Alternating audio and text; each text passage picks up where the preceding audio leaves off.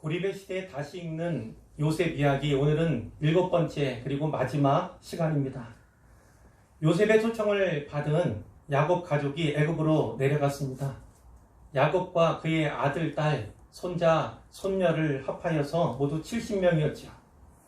이들은 애굽의 총리인 요셉의 계획에 따라서 고센 땅 람세스에 거주하게 됩니다. 요셉은 총리가 된 후에 애굽 전국을 시찰한 적이 있습니다. 아마도 이때부터 아버지 야곱과 그의 온 가족을 애굽으로 초청하려 했던 것 같습니다. 당시에는 7년의 풍년이 시작되고 있었지만 풍년이 끝나고 나면 이제 혹독한 7년 동안의 흉년이 시작될 것입니다. 그 흉년은 앞선 7년 동안의 흉년이 기억조차 나지 않을 정도의 큰 기근을 가져올 것입니다. 그 기근은 애굽만 아니라 그 인근 전역 가나안 땅에도 미쳐서 가나안에 살고 있는 야곱의 온 가족도 생존의 위협에 놓이게 될 것입니다. 아버지와 온 집안이 거주하려면 그들이 거주하기에 어디가 좋을까? 히브리 사람은 대대로 목축을 해온 목자들이었습니다. 그러니까 목축을 위해서는 풀이 많고 물이 풍부한 지역이 우선되어야겠지요. 우선적으로 그것을 고려하고 물색을 했을 것입니다. 하지만 그것만이 고려사항은 아니었습니다. 애굽왕 바로의 왕궁에서 좀 멀리 떨어진 변방 지역이라면 더욱 좋았을 거예요. 중앙의 간섭이나 제한을 덜 받을 가능성이 컸으니까요. 그러면 야곱의 족속은 애굽의 종교와 문화에 동화되지 않고 그들 고유의 문화 또 신앙을 보존하면서 하나님 백성의 정체성을 지키며 살아갈 수 있게 되겠지요. 야곱의 족속은 기근을 피해서 일시적으로 이 애굽 땅에 거류하는 겁니다. 일시적으로 살기 위해 내려온 거예요. 영원히 애굽 땅에 살려고 내려올 것이 아닙니다. 그러므로 이왕이면요, 약속의 땅인 가나안이 좀 가까운 곳이 우선되었을 거예요. 마침내 때가 되어서 하나님께서 이스라엘 민족을 가나안 땅으로 인도하실 때 그러면 좀 더 수월하게 빠져나갈 수 있을까 싶습니다. 그리고 실제로 430년이 지난 후에 이곳은 출애굽 여정의 출발지가 됨을 성경을 통해서 우리가 알 수가 있습니다. 요셉은 많은 날들을 고심하면서 이와 같은 조건들에 가장 부합하는 최적의 지역, 그곳을 찾았을 거예요. 찾고 또 찾았을 것입니다. 그리고 마침내 발견한 곳이 바로 고센 땅 람셋이었다는 것을 우리가 알게 되지요. 요셉은 애굽의 총리로서 만인지상 1인 지하의 재상 자리에 있었잖아요. 그럼에도 불구하고 가나안에 있는 가족들을 잊지 않았습니다. 흉년과 기근으로 인해서 고통당하고 곧 생존의 위협에 놓이게 될 동족들을 기억했던 것이죠. 7년의 흉년 가운데 이제 2해가 지나고 3해가 될 즈음에 애굽 사람들은 큰 어려움을 겪습니다. 요셉이 풍년의 때에 저장해 두었던 곡식을 내어다 팔지요. 그런데 사람들이 돈이 다 떨어져 버린 거예요. 굶어 죽을 수는 없으니까 이제 돈이 없으니까 가축과 바꾸어 먹고자 합니다. 그 다음엔 토지를 내어놓고 그 다음에는 바로의 종이 되는 것을 택하지요. 이제는 소작농으로서 종자를 얻어서 그 종자로 농사를 짓는 겁니다. 농사 지어서 수확한 것, 그 수확량의 5분의 1을 20%를 바로에게 바치게 되었습니다. 물론 요셉이 아니었다면, 요셉이 미리 흉년을 대비하지 않았다면 이들은 다 굶어 죽을 수밖에 없는 사람들이었어요. 그러니까 대기근에서 살아남을 수 있도록 도와준 요셉에게 감사의 마음을 갖고 있었습니다. 하지만 삶의 어려움은 매우 컸던 것이 사실이죠. 하지만 역설적이게도 고센 땅에 정착한 이스라엘 족속은 거기서 생업을 종사하면서 바로의 가축도 치고 양식을 공급받으면서 생육하고 번성해 갑니다. 오늘 이야기는 47장 28절부터 시작이 됩니다. 28절에 보면 야곱 얘기가 나오죠. 야곱이 애굽 땅에 17년을 거주하였으니, 야곱이 130살에 애굽으로 내려갔습니다. 그리고 17년이 지났으니까 그의 나이가 147살이 되었음을 성경이 기록하고 있는 거예요. 이스라엘이 죽을 날이 가까웠습니다. 이스라엘은 요셉의 다른 이름, 하나님께서 특별히 요셉에게 주신 이름이죠. 이스라엘이 죽을 날이 가까움에 요셉을 불러요. 그 얘기가 나와 있지만 요점은 이겁니다. 내가 죽거든 나를 애굽에 장사하지 말고 내 시신을 애굽에서 메우다가 조상의 묘지에 장사하라. 이런 얘기를 하는 거예요. 조상의 묘지가 어디에 있습니까? 가나안 땅 헤브론에 있습니다. 그곳에 나를 장사해 달라 이렇게 얘기하죠. 요셉이 제가 아버지 말씀대로 하겠습니다 이렇게 얘기하지만 야곱은 다시 한번 맹세를 요구해요. 맹세하도록 그렇게 요청을 하지요. 여러분, 왜 야곱이 12명의 아들들 가운데 11번째 아들인 요셉에게 자기 장례를 부탁을 했을까요? 야곱이 온 가족을 이끌고 약속의 땅 가나안을 떠나올 때 부엘세바에 거쳤잖아요. 멈췄잖아요. 거기에서 하나님께 희생 제사를 드렸어요. 그 밤에 하나님이 이상 중에 나타나셔서 이렇게 말씀하셨습니다. 나는 하나님이라 네 아버지의 하나님이니 애굽으로 내려가기를 두려워하지 말라. 내가 거기서 너로 큰 민족을 이루게 하리라. 내가 너와 함께 애굽으로 내려가겠고 반드시 너를 인도하여 다시 올라올 것이며 요셉이 그의 손으로 내 눈을 감기리라. 이렇게 말씀하셨어요. 맨 마지막에 요셉이 그의 손으로 내 눈을 감기리라. 이 말씀이 기억나서 이 말씀을 기억하니까 요셉에게 장례를 부탁했을 것으로 우리가 짐작할 수가 있죠. 또한 이때 야곱의 아들들 가운데서 실질적인 장자권이 요셉에게 넘어가 있었어요. 이것은 어느 누구도 부인할 수 없는 사실이었죠. 하지만 그뿐만은 아니었을 겁니다. 요셉이 애굽의 총리라고 하는 현실적인 이유도 작용했을 거예요. 애굽의 국경을 넘어서 멀리 가나안 땅까지 시신을 운구하려면 많은 도움과 큰 비용이 필요했을 것입니다. 보통 걸어서 7일 길이거든요. 운구할 때도 최소한 그 이상의 시간들이 걸렸으니까 보통 일이 아니었겠지요. 하지만 제가 말씀드리고자 하는 건 그것이 아닙니다. 아버지 야곱은요, 아들 요셉이 애굽의 총리라고 하는 그 높은 신분 때문에 애굽 땅과 애굽에서의 삶에 안주하지는 않을까, 그것을 염려했던 것입니다. 그들이 소망해야 할 처소, 그들이 죽어도 가야 할 곳은 바로 약속의 땅임을, 가나안 땅임을 잊지 말라, 이러한 메시지를 아들에게 주고 있던 거죠. 48장에 가면 이 일이 있은 후에 요셉이 아버지가 병들었다 하는 소식을 듣습니다. 두 아들 므낫세와 에브라임을 데리고 야곱에게 오지요. 야곱은 요셉이 왔다 이 소식을 듣고 힘을 내죠. 침상에 앉아서 요셉에게 말을 합니다. 이전에 가나안 땅 루스에서, 이 루스는 베델을 말해, 베델. 그 베델에서 전능하신 하나님이 내게 나타나셔서 이렇게 말씀하셨다. 내가 너로 생육하고 번성하게 하여 내게서 많은 백성이 나게 하고 내가 이 땅을 내 후손에게 주어 영원한 소유가 되게 하리라. 이렇게 말씀하셨다는 거죠.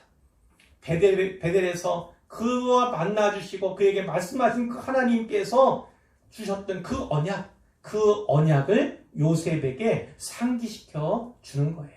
잊지 말고 기억하도록 말해주는 거죠. 그 다음에 한 일은 무엇입니까? 5절 이하에 보면요, 요셉의 두 아들인 에브라임, 므낫세를 입양해요. 입양. 자, 5절에 보세요. 내가 애굽으로 와서 내게 이르기 전에 애굽에서 네가 낳은 두 아들 에브라임과 므낫세는 내 것이라. 이렇게. 이 내 것인데, 내 것은 어떤 걸 의미합니까? 루벤과 시므온처럼 내 것이다. 그러니까 요셉의 형제들과 같이 야곱의 아들 취급하겠다는 거예요. 입양해서 양자로 삼겠다, 이런 말입니다. 이 므낫세와 에브라임은 손자잖아요. 손자를 아들로서 입양하겠다, 이 말을 하고 있는 것입니다. 양자를 삼았다는 것은 무엇을 의미합니까? 뒤에 나오는 것처럼 그들의 유산은 그들의 형의 이름으로 함께 받으리라. 그 형들과 같이 사실은 삼촌들이잖아요. 그 삼촌들과 같이 유산을 상속받게 될 것에 대해서 말씀한 것입니다. 유산을 상속할 때 요셉 몫은 그러니까 2배가 되는 거죠. 2배가. 이것은 곧 야곱의 족속을 구한 요셉을 장자로서 인정하고 대우해 주는 것으로 볼 수가 있습니다. 오랜 후지요. 400년이 훨씬 지난 후에 출국한 이스라엘은 12지파를 이루게 됩니다. 그들이 가나안 땅에 들어가서 각자 기업을 상속받게 되죠. 분배받게 됩니다. 그때 에브라임 지파, 므낫세 지파가 기업을 받습니다. 이 2지파를 합해서 이제 요셉 지파 이렇게도 얘기를 하는데요. 어쨌든 2 몫의 기업을 받게 되는 것이죠. 이렇게 생각할 수 있어요. 생각에 그러면 12지파가 아니고 13지파가 되는 게 아닌가 이렇게 생각하시는 분이 아마 있을는지 몰라요. 자, 하지만 레위 지파는 땅을 기업으로 분배받지 못하잖아요. 그들은 제사장을 배출하는 그런 지파예요. 그리고 성소의 일을 분담하는 그런 지파이기 때문에 땅을 기업으로 상속받는 것이 아니라 하나님을 기업으로 상속받는 그런 자들이에요. 그러니까 레위 지파를 제외하고 나면 2지파가 들어간다 할지라도 결국은 12지파가 되는 것입니다. 자, 7절에 보면요. 내게 대하여는 내가 이전에 밧단에서 내려올 때, 밧단에서는 어디냐면 하란 땅 밧단 아람을 말합니다. 이 밧단 아람은 하란 외삼촌 라반의 집이 있던 그곳이잖아요. 자, 거기서 내려오는데 라헬은 누굽니까? 바로 요셉의 어머니예요. 요셉의 친모지요. 라헬이 나를 따르는 도중에 가나안 땅에서 죽었다는 거예요. 내가 거기서 에브랏 길에 라헬을 장사했다. 이 에브랏은 어디냐면 베들레헴입니다. 베들레헴 근처에 내가 너희 어머니를 장사했다. 그 얘기를 하고 있는 거예요. 자, 8절 이하의 말씀은 입양식의 형태를 띠고 있습니다. 이스라엘이 요셉의 아들들을 앞으로 나오게 한 뒤 그들을 축복하는 거죠. 근데 이때 야곱이 나이가 많아서 눈이 어두운 거예요. 잘 보지를 못합니다. 그러니까 요셉이 차남, 둘째 아들인 에브라임은 아버지 야곱의 왼손 쪽으로, 그리고 장남인 므낫세는 아버지의 오른쪽으로 서도록 이렇게 데려오는 거지요. 자, 그런데 야곱이 그들 축복하는데 이렇게 축복을 합니다. 이렇게 하는 것이 아니라 손을 엇갈려서 이렇게 축복을 합니다. 그러니까 오른손으로 차남을, 그리고 왼손으로는 장남을 축복하는 그런 결과가 되는 거죠. 축복하면서 이렇게 얘기합니다. 내 조부 아브라함과 아버지 이삭이 섬기던 하나님, 나의 출생으로부터 지금까지 나를 기르신 하나님, 나를 모든 환난에서 건지신 여호와의 사자께서 이 아이들에게 복을 주옵소서. 이들로 내 이름과 내 조상 아브라함과 이삭의 이름으로 칭하게 하시오며 이들이 세상에서 번식되게 하기를 원합니다. 이렇게 축복 기도를 해줍니다. 그런데 요셉이 아버지의 그 행동이 영 기쁘지가 않은 거예요. 왜 그러냐면 장남에게 오른손을 얹어야 할 텐데 아버지가 차남에게 오른손을 얹고 있으니까 그것도 손을 억지로 엇갈려서 손을 들어가지고 이제 자기가 원하는 자리에 이렇게 놓고자 합니다. 근데 야곱이 허락하지 않아요. 어떤 말을 합니까? 나도 안다. 내 아들아 나도 안다. 므낫세도 한 족속이 되며 그도 크게 되려니와 그의 아우 에브라임이 그보다 큰 자가 되고 그의 자손이 여러 민족을 이루리라. 이렇게 야곱이 이야기를 합니다. 여러분, 야곱이 늙었어요. 나이가 아주 많습니다. 그래서 비록 육신의 눈은 많이 어두워졌지만 하나님의 뜻을 분별하는 영의 눈은 아직도 생생한 거예요. 어둡지 않은 거예요. 그의 아버지 이삭은 어떠했습니까? 이삭도 나이 들어서 육신의 눈이 어두울 때가 있었어요. 그때 그 아들에게 축복하고자 하지요. 하지만 이 아들 야곱에게 속아서 장자인 에서에게 주고자 했던 그 축복 기도를 야곱에게 하고 말았지 않습니까? 하지만 사실은요, 이삭은 영의 눈이 어두웠어요. 하나님께서는 야곱을 택하였는데 택하신 야곱 대신에 에서에게 축복하고자 했었던 거지요. 그러고 보니까 재미있는 사실이 하나 있습니다. 하나님께서는요, 아브라함의 아들 가운데서 장남 이스마엘이 아니고 차남인 이삭을 택하셨어요. 이삭의 아들 가운데서는요, 장남인 에서가 아니라 야곱을 택하셨습니다. 요셉의 아들들 중에서는 장남인 므낫세가 아니고 에브라임을 택하셨어요. 장자이지만 장자권은 다 차남에게 주셨다. 이런 말씀이죠. 우리가 이것을 알아야 합니다. 세상의 기준은요, 먼저 태어난 순서대로 장자의 권리를 인정해 주잖아요. 하지만 하나님 나라에서는요, 그 원리가 그대로 적용되지는 않는다는 사실을 기억할 필요가 있어요. 성경이 말씀하잖아요. 나중된 자가 먼저 되고 먼저 된 자가 나중된다. 이런 말씀이 있지 않습니까?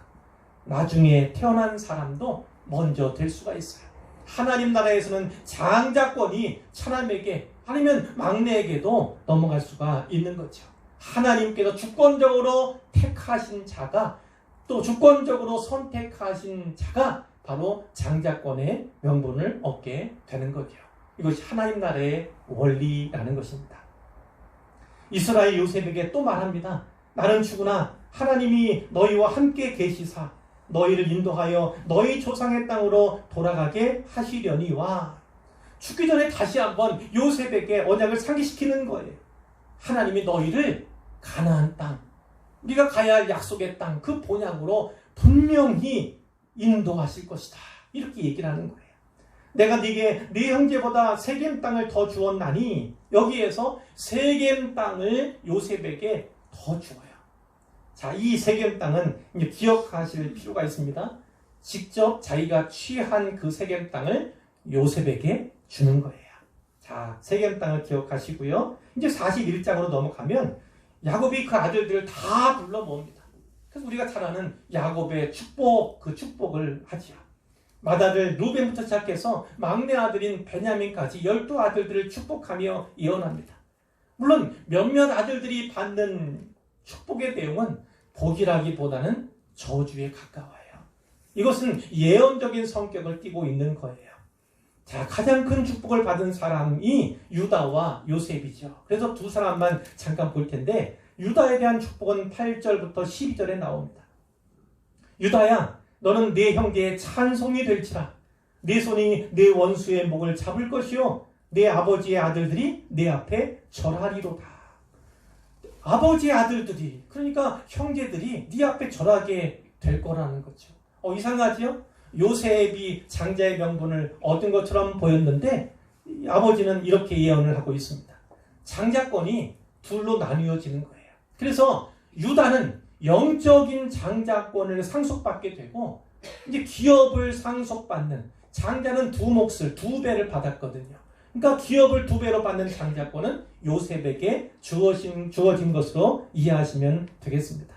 근데 10절에 보니까 큐가 유다를 떠나지 아니하며 통치자의 지팡이가 그 발 사이에서 떠나지 아니하기를 실로는 누구냐면 메시아를 가리킵니다. 메시아가 오시기까지 이르리니 그에게 모든 백성이 복종하리로다.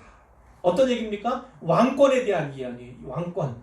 이 유다의 자손들, 후손들 가운데서 왕이 날 것이다 하는 거죠. 그 왕은 누가 있습니까? 바로 다윗 왕이 그 후손으로 나는 거죠. 그리고 그 다윗의 후손으로 더 오랜 후에 예수 그리스도가 이 땅에 오시게 되는 것입니다. 유다는 이러한 복을 받았어요. 유다가 매우 높임을 받고 있잖아요. 아주 엄청난 예언 듣고 있잖아요. 사실 그는 이 이복 동생인 요셉을 애굽으로 가는 미디안 상인들에게 팔자, 돈 받고 팔자, 이렇게 했던 사람이에요. 그것을 주도했던 사람이 바로 유다였습니다. 하지만 우리가 살펴보았던 것처럼 이 요셉 이야기가 계속되는 가운데서 유다가 변한 것을 보게 되죠. 그때와는 완전히 180도 변한 모습을 우리가 살펴보았는데요. 애굽 총리에게 볼모로 잡혀있던 요셉이 시험을 낸 거잖아요. 시험. 자, 애굽 총리에게 볼모로 잡혀있던 시므온을 데려오기 위해서 아버지 야곱에게 자기 희생을 약속한 사람이 바로 유다였습니다. 그리고 두 번째로 요셉이 이제 베냐민을 볼모로 잡고자 했을 때 베냐민이 볼모로 잡힐 위기 가운데 베냐민 대신에 자기가 붙잡혀 있겠다고, 자기가 당신의 종이 되겠다고 동생은 아버지에게 돌려보내달라고 이렇게 요청했던 사람이 유다이기도 합니다.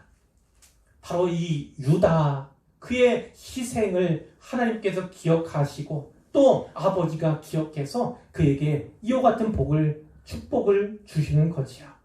그의 후손으로 오시는 예수 그리스도, 그분은 십자가에서 자기를 희생하시잖아요.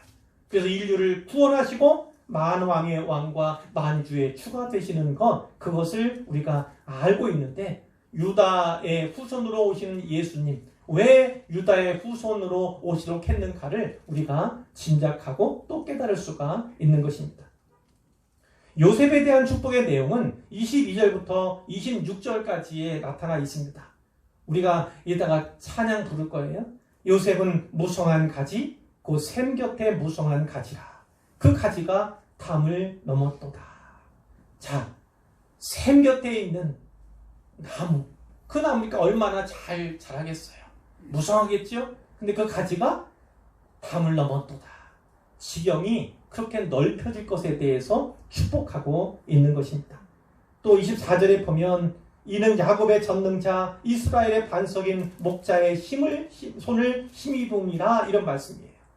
야곱의 전능자 하나님이시죠. 이스라엘의 반석 역시나 하나님이에요. 하나님께서 그를 도우실 것이다, 이런 말씀이에요. 내 아버지 하나님께로 말미암나니 그가 너를 도우실 것이요 전능자로 말미암나니 그가 네게 복을 주실 것이다. 하나님께서 도와주시고 하나님께서 네게 복 주실 것이다. 축복하는 거예요. 어떤 복의 내용이 있습니까? 위로는 하늘의 복, 아래로는 깊은 샘의 복, 젖먹이는 복, 태의 복이 네게 있을 것이다. 이렇게 축복하며 예언한 것입니다.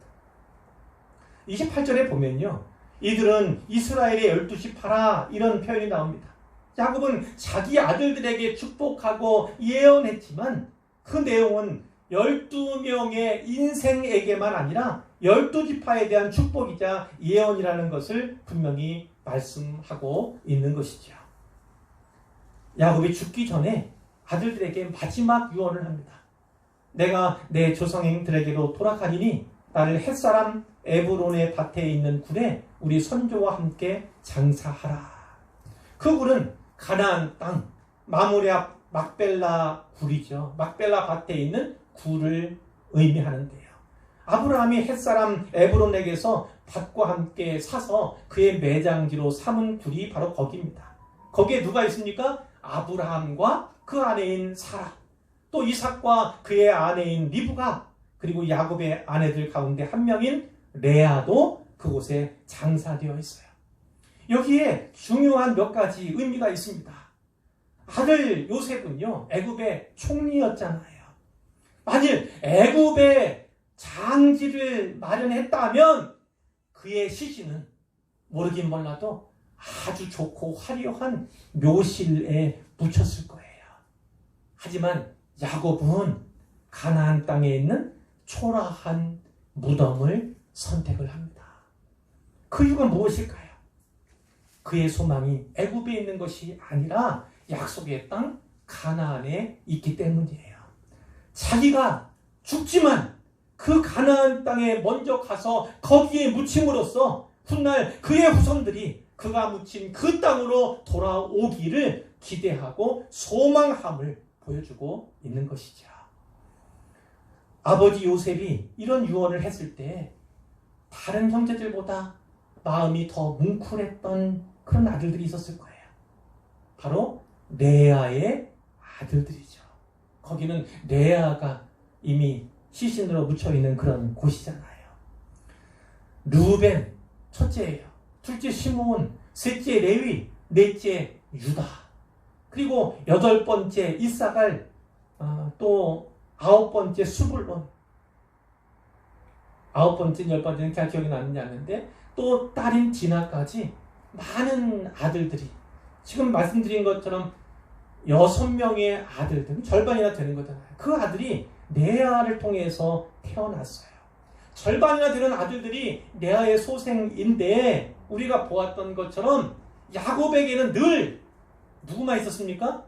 라헬만 있었어요. 사랑하는 아내, 그러면 라헬을 말하는 거예요. 다른 사람들에게는 사랑하는 아내라는 표현을 성경이 쓰고 있지가 않아요. 그뿐만이 아니었지요. 그들은 장남이었을 뿐만 아니라 그 형들이었어요. 그런데 아버지 야곱은 맨 끄트머리 11번째 아들인 요셉, 막내 아들인 베냐민만 감싸고 들었다고요. 아주 편애를 너무 심하게 했었지 않습니까? 그런 세월들을 이 형제들이 살았던 거예요. 특히 레아의 아들들은 형들임에도 불구하고 그런 수모를 당하면서 살아왔던 거예요. 근데 아버지가 마지막으로 유언하면서 자기 친모인 레아가 묻혀있는 그 막벨라 굴에 자기를 묻어달라, 거기에 안치해달라, 이렇게 유언하니까 얼마나 감격스럽겠습니까? 이제까지의 아픔과 그 수모들이 한순간에 다 씻겨나가는 그런 위로를 받지 않았을까, 이렇게 생각을 할 수가 있습니다. 막벨라 굴에 장사 지내달라, 그런 유언을 끝으로 야곱은 죽어요. 요셉은 울면서 아버지 얼굴에 입을 맞춥니다. 그리고 의원에게 명해서 아버지의 몸을 향으로 처리하게 합니다. 향으로 처리하는데 40일 걸렸어요. 무엇을 의미합니까? 우리가 알듯이 애굽에 미라 기술이 있잖아요. 시신 방부 처리하는 기술이 있잖아요. 아마도 시신 방부 처리를 했을 것이다, 그런 거죠. 애굽 사람들은 이 시신 방부 처리하는 40일을 포함해서 70일 동안 야곱을 위하여 곡합니다. 총리의 아버지가 이제 돌아갔으니까 이렇게 하는 거죠. 곡하는 기한이 지나자 요셉은 바로의 허락을 받습니다. 왜냐하면 국경 넘어서 가나안까지 가야 되는 거잖아요. 총리인데도 그 직을 다하지 못하는 그런 형편이 되긴 되니까 바로의 허락이 필요했겠죠. 아버지 장사하러 가나안으로 올라가는데 장래 행렬이 아주 대단했어요. 바로의 모든 신하, 바로 궁과 애굽 땅의 모든 원로들이 다 이 행렬에 참여했다고 성경이 말하고 있고, 또 애굽의 온 집과 형제들, 아버지의 온 집이 애굽과 함께 올라가고 병거와 기병이 그 뒤를 따랐다, 이렇게 진술이 되어 있습니다. 자, 바로 이 길이 훗날 출애굽할 때 바로 그 출애굽의 길이 되는 거예요. 물론 이 출애굽한 이스라엘 사람들은 광야에서 헤맵니다. 하나님께 반역하고 불순종하기 때문에 하나님께서 훈련시키시느라 40년이 걸리는 길이었지만, 그러나 어쨌든요, 그런 돌고 헤맨 것 빼고는요, 바로 그 길을 통해서 야곱이 먼저 간 거예요. 잘 생각해 보십시오. 우리가 이런 찬양 부르잖아요. 내가 걸어갈 때 길이 되고 내가 살아갈 때 삶이 되는, 이런 찬양 가사 아시잖아요. 야곱은요, 죽으면서도, 그래서 시신이 된 그 상태에서도요, 길이 되기를 원했던 것입니다. 그 자손들이, 그 후손들이 걸어갈 그 길을 먼저 냈던 사람이 바로 야곱이었다는 거예요. 죽으면서까지 그것을 소망했던 사람이 바로 야곱이었다는 것이죠. 야곱의 아들들이 아버지 명령을 따라서 가나안 땅에 그의 신을 메어다가 막벨라 굴의 장사한 뒤에 이제 애굽으로 돌아오는데요. 아버지가 돌아가시니까 요셉의 형제들이 다시 요셉을 두려워하기 시작한 거예요. 전에는 아버지가 살아 계셨으니까 차마 우리들에게 해코지하지 못했었는데, 이제 아버지 안 계시니 옛날에 우리가 그에게 범했던 그 악을 갚을는지 모른다, 이 생각 때문에 두려웠던 거죠. 그들은 요셉에게 사람을 시켜서 이 말을 전해요. 당신의 아버지가 돌아가시기 전에 이렇게 명령하셨습니다. 너희는 이같이 요셉에게 말하라. 네 형들이 내게 악을 행하였을지라도 이제 바라건대 그들의 허물과 죄를 용서하라, 이렇게 말씀하셨습니다. 당신 아버지의 하나님의 종들인 우리 죄를 이제 용서해 주십시오, 동생에게 이러고 있다고요. 근데 성경은 분명히 이렇게 말씀합니다. 요셉이 그들이 그에게 하는 말을 들을 때에 울었더라. 울었더라. 여러분은 이 울었다 하는 단어가 이 요셉 이야기에 아주 많이 있었음을 기억하십니까? 요셉은 많이 울었어요. 단지 채색 옷을 빼앗기고 구덩이에 갇혀서 운 것만이 아니라 노예로 팔려가는 그 순간에 운 것만이 아니라 혹은 억울하고 또 너무나 억울해서 감옥에 갇히는 것이 억울해서 운 것, 그것도 성경은 기록하지 않았지만 너무나도 울었을 거예요. 그러나 여러 곳에서 분명하게 울었더라, 울었더라, 울었더라. 형제들이 너무 사랑스러워서 그 형제를 보니까 너무 감격해서 울어요. 동생이 너무나 사랑스러워서 또 웁니다. 이런 얘기들이 사실 많이 있어요. 근데 이 울음은 어떤 겁니까? 요셉은 이미 그 형제들을 용서했어요. 용서했는데 불구하고 그 형제들은 아직도 용서받지 못한 자들로 살아가고 있는 거예요. 이미 45장 5절에서 당신들이 나를 이곳에 팔았다고 해서 근심하지 마소서, 한탄하지 마소서, 하나님이 생명을 구원하시려고 나를 당신들보다 먼저 보내셨나이다. 이렇게 얘기를 한다. 그것은 용서를 넘어서 신앙 고백을 한 거예요. 신앙 고백. 이 멋진 신앙 고백과 함께 진심으로 당신들을 용서한다. 이 얘기를 한 거예요. 하지만 이 형들은 죄책감 때문에요. 아직도 두려움에 떨고 있는 거예요. 우리가 기억해야 할 게 뭡니까? 죄는 짓지 않는 것이 상책이다. 이것을 꼭 기억하시기를 바랍니다. 그뿐만 아니라 형들이 친히 요셉을 찾아와서 그 앞에 엎드려서 말해요. 우리는 당신의 종들입니다. 요셉이 그들을 간곡한 말로 위로하는데 그것이 19절 이하에 있습니다. 두려워하지 마소서, 내가 하나님을 대신하리이까.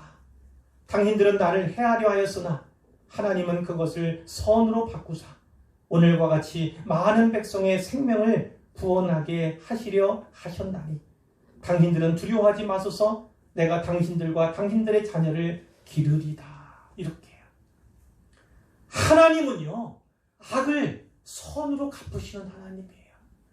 그 하나님을 믿고 따르는 요셉은요 바로 악을 선으로 갚을 수 있는 그런 믿음의 사람임을 우리가 알게 되는 것이죠. 그러나 기억하십시오. 하나님께서 생명을 구원하려고 먼저 그를 보내셨고 또 악을 선으로 바꾸시는 그 역사를 보여주셨어요. 그러나 사실 요셉 입장에서 보면 억울하기 일도 없고 참으로 고통스러운 시간들이었음에 틀림이 없습니다.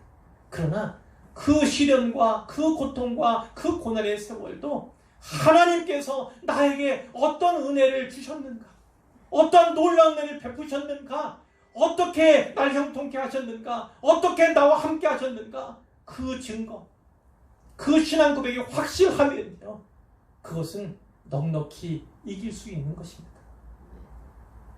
요셉이 110세가 되었을 때 이제 임종의 시간과 그 역시 가까이 있어요. 요셉이 형제들에게 이렇게 말합니다. 나는 죽을 것이나 하나님이 당신들을 돌보시고 당신들을 이 땅에서 인도하여 내사 아브라함과 이삭과 야곱에게 맹세하신 땅에 이르게 하시리라. 아버지 야곱이 죽기 전에 자기에게 유언과도 같이 전해 주었던 그 말을 요셉이 이제 형들에게 하는 거예요. 당신들을 돌보실 겁니다. 그리고 때가 되면 이 땅에서 당신들 그 후손들을 인도하여 내실 것입니다. 이렇게 얘기를 하는 거죠. 그리고 또 이스라엘 자손에게 맹세시켜서 말합니다. 25절인데 하나님이 반드시 당신들을 돌보시리니 당신들은 여기서 내 해골을 메고 올라가겠다. 내 해골을 메고 올라가겠다 하라.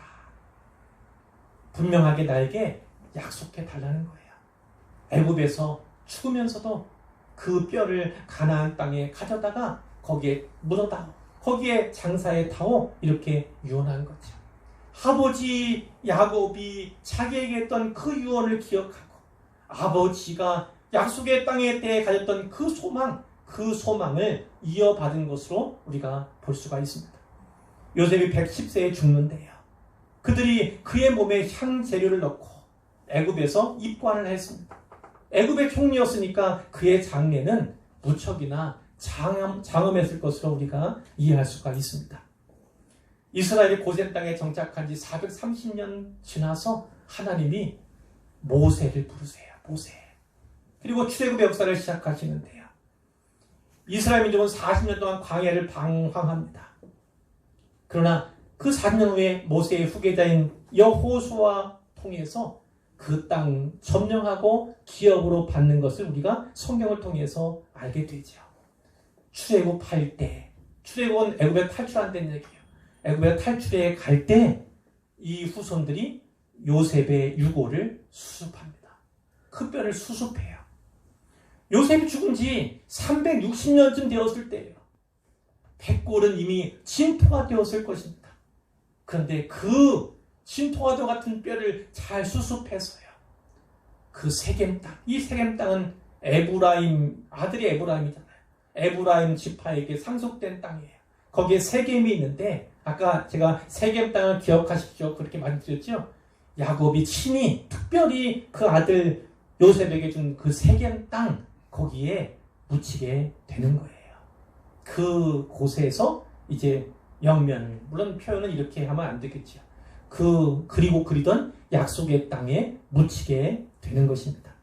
죽어서라도 수의를 입고서라도 뼈가 되어서라도 그 약속의 땅에 묻히고 싶었던 야곱의 꿈, 그의 마음이 여기에 잘 나타나고 있습니다.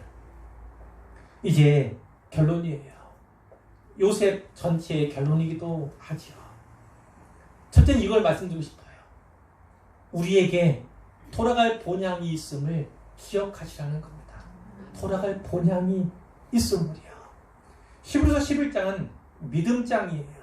그 믿음장 13절 이하에 이런 말씀이 있습니다. 이 사람들은 다 믿음을 따라 죽었으며 약속을 받지 못하였으되, 이 사람들은 다 믿음을 따라서 약속을 붙잡고 살아가는 사람들이에요. 그러나 실제로 그들은 그 곳에서 다 죽어요. 야곱과 함께 70명의 그 사람들은 다 거기에서 생을 마감합니다. 그러나 믿음으로 살았던 거예요. 실제로는 약속을 받지 못하였어요. 약속이 그의 당대에는, 그들의 살고 있는 동안에는요, 약속이 이루어지지 않았다는 거예요. 그들이 가나안 땅 돌아오지 못했으니까요. 하지만 그것들을 멀리서 보고 환영하며 또 땅에서는 외국인과 나그네임을 증언하였다. 이렇게 성경이 말씀하고 있는 거예요. 자, 그러면서 그들에게 특별히 이런 단어를 붙여줍니다. 본향 찾는 자임을 나타내었다. 성경이 이렇게 말씀을 하는 것입니다. 뒤에 주는 말씀은 이겁니다. 그들이 이제는 더 나은 본향을 사모하니, 우리가 자란 고향이 있잖아요. 고향 없는 사람이 어디 있겠습니까만 성경은 더 나은 본향, 더 나은 고향에 대해서 말씀을 합니다. 그 본향은 어디에 있다고요? 곧 하늘에 있는 것이라. 하늘에 하나님께서 새 하늘과 새 땅, 새 예루살렘을 예배해 두셨다. 그곳이야말로 우리가 돌아갈 본향이다. 이렇게 분명히 말씀을 해주시는 거예요. 그러면서 이 요셉에 대해서 뭐라고 말씀하시는지 아십니까? 22절에 이렇게 되어 있어요. 믿음으로 요셉의 믿음의 행위 가운데 짧은 한 줄이 있는데 이겁니다. 임종시에 이스라엘 자손들이 떠날 것을 말하고 또 자기 뼈를 위하여 명하였으며, 요셉이 믿음의 사람이었고, 우리가 이제까지 7차례 걸쳐 살핀 것처럼 많은 업적이라면 업적, 본보기라면 본보기를 우리에게 보여주었는데, 성경이 히브리서 기자가 콕 집어서 말하는 것은 이겁니다. 임종시에 이스라엘 자손들이 떠날 것을 말하고 자기 뼈를 위하여 명하였다. 자기가 죽거든 나중에 떠나게 될 때 뼈를 수습하여서 가나안 땅에 묻어다오. 이 얘기를 한 것을 가장 최고의 믿음의 행위로 이렇게 기술하고 있음을 우리가 보게 되는 것이죠. 최고의 믿음의 행위가 바로 이거다. 돌아갈 본향에 대한 소망, 그 소망이 요셉에게 있었음을 성경이 기록하고 있다는 것입니다. 오늘 우리도 마찬가지죠. 이 땅이 아니라 하늘을 소망하며 살아야 합니다.